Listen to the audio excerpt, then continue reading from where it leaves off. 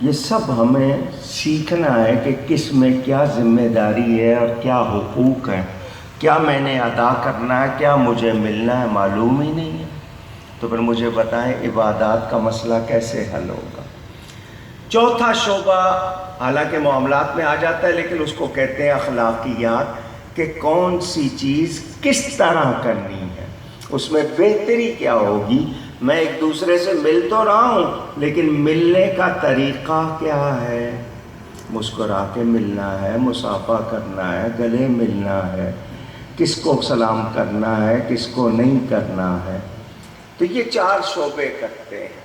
تو جب یہ ہو جائیں تو ہماری زندگی میں جتنی معلومات ہوں گی اتنی ہمارے لیے آسانیاں ہوں گی۔ ایک حکایت سنا دوں اور بات سمیٹ دوں۔